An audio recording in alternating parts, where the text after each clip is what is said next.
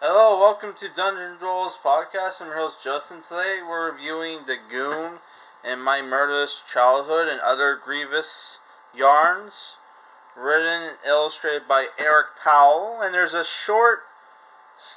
a one of the issues comes with like a three stories in one book. Uh, and one of them was drawn by Kyle Holtz or something like that. And that one was pretty cool. He has an interesting art style where you get to see Skunk Ape, whatever the hell that is. I've heard of Skunk Ape. Kyle Holtz, that's his name. I've heard of Skunk Ape, but I don't know what the hell it is. There's also a story about Fishy Pete's mom and what she does to the Goon. Which, boy, that popping sound here is very foreboding. That story was very gross. So, like, the story in here, it's basically random adventures with the Goon. You get to see a retelling of, shit. You see a retelling of Goon's, like, origin story a little bit, but not, they don't change anything.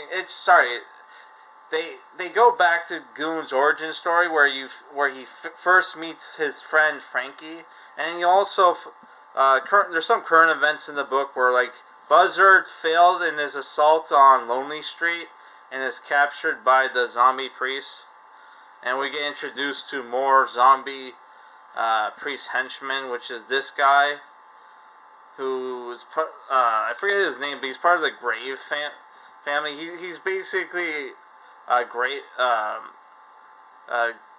digger who steals bodies with his two deformed sons, right? Yeah, and we also get introduced to the King of the Homeless, which is, I think this is supposed to be Bob Dylan, but I'm not 100% sure. Yeah. So, I mean, there's some fun stories in here. There's even a story with, they introduced this new character called Alloy, Dr. Alloy, who, and this was very funny, man. He tried to turn people into fishmen, right? And he's on parole, and he's like speaking very like politely and elegantly, and the guy, one of the guys in the hearing is losing his mind, trying to convince people, hey, this guy's a freak, don't let him out. He's going to turn us all into fish. He even built this killer robot, and they're like, yeah, dude, the only one who's crazy is you. Let's let this guy go. And he tries to get people to, like, see how that he changed his ways by going after the Goon with his killer robot. And he pretty much beats the shit out of Goon and Frankie, but they get saved by this old lady, right? Who demands that they make cream corn. This is the issue where I'm talking about. Yeah. Seeing Frankie when he was young is kind of funny, man. How his mom kind of dressed him up as like a wimp. As a wimp, right? And Goon learned him a thing or two about being tough, which that line from the Goon animated movie trailer, learn you a thing or two about internal bleeding, is in this book, which I thought that was funny. That was hilarious. But yeah, this book is mostly random like stories. They don't really advance the plot. But overall, I thought it was a fun yarn. It was pretty cool. Right? They introduced some new characters, like the brothers Mudd, who are two leg breakers, right? Who are going after the card shark Spider, which is this guy here, because he owes money to some casino mobster, and he tricks the Mudd brothers into thinking Goon is Spider, and Goon beats the shit out of them, and gets them working for him, and they break this guy's legs and shove a broom up his ass, and And that's the end of the story. So this is like 17 US, 19 Canadian. It's about like 4 issues. I don't know. I think the book is fun. I really enjoyed this series. And if you're a fan of like horror comedy stuff, I think you enjoy this. Though I did have a problem where this series is supposed to take place in 1932, and somebody uses in the Skunk Ape story, somebody uses the term hippie. Pretty sure hippies weren't a thing until the 60s, but I don't know, I could be wrong on that. But yeah, that's my only complaint with this book. And then it would have been nice to see some advancement of the story, right?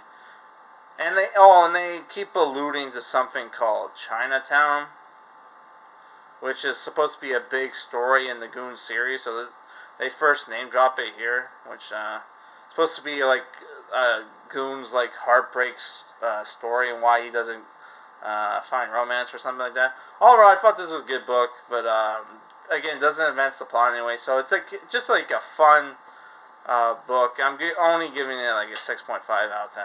So my next review, which is not going to be till Monday, I'm taking a break tomorrow. I'm taking a break tomorrow because today we were pretty busy, and I'm trying to beat Digimon World 3. So I want to beat it as soon as possible so I can do a review for it. So yeah, that's what I'm going to be doing tomorrow.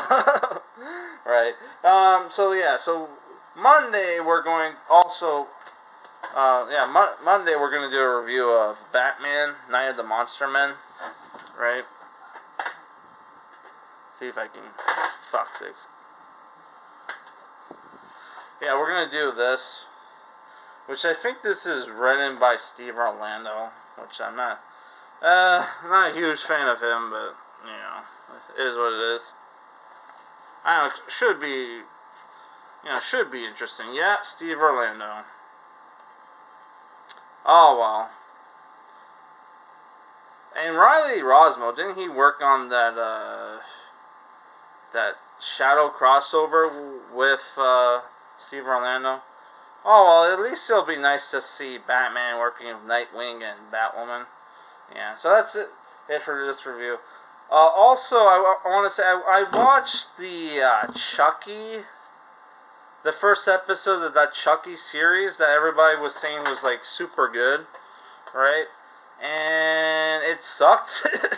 It sucked. Whoever's doing Chucky's voice, it sounds a bit like Steve Buscemi, but not a funny Steve Buscemi impersonation, right? And I heard it was Brad Dourif. If it is Brad Dourif, he is 70 years old, so maybe his voice changed a bit, but it totally didn't sound like Brad Dourif to me, right? And then the main character is just really unlikable. How, like, a lot of his problems in life is kind of like his own fault, right? It's like if he didn't play up the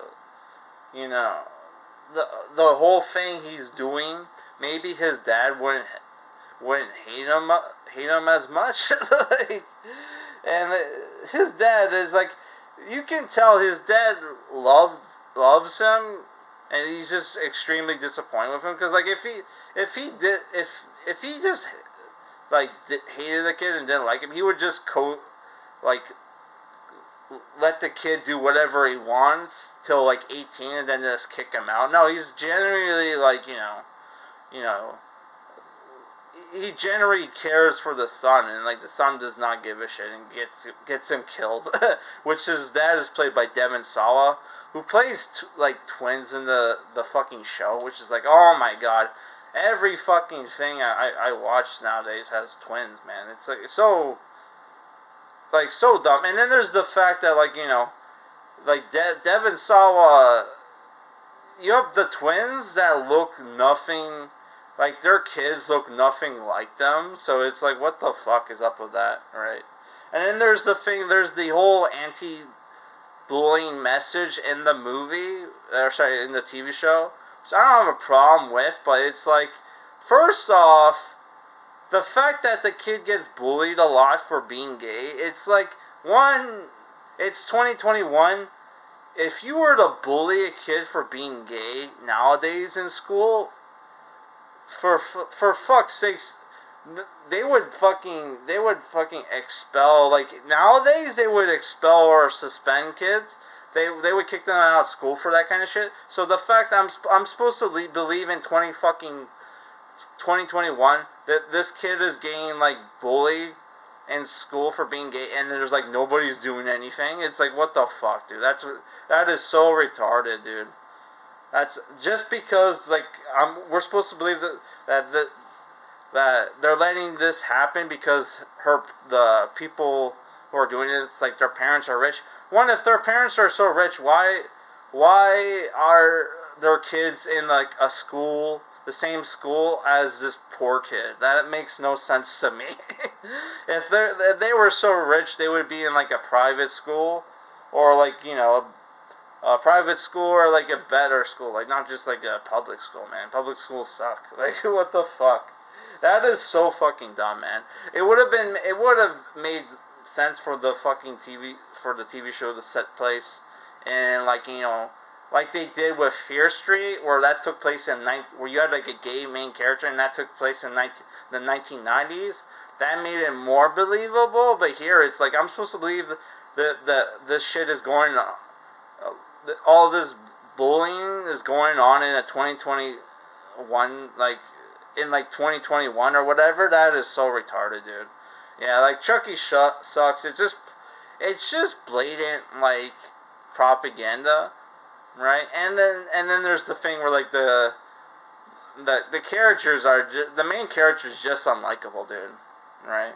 It's just unlikable, and I have, like, no sympathy for him, right? And he's supposed to be, and then there's the other thing where we're supposed to believe that Chucky is now this, like, champion of the LGBT, and he's going after people who bully this gay kid. It's like, what the fuck? God fucking damn it, man. I rather watch the 2000s Chucky movies, even though people say those suck. I don't know. I really enjoyed Seed of Chucky, and I still haven't seen Bride of Chucky, so I'm gonna watch those movies instead. Fuck this show.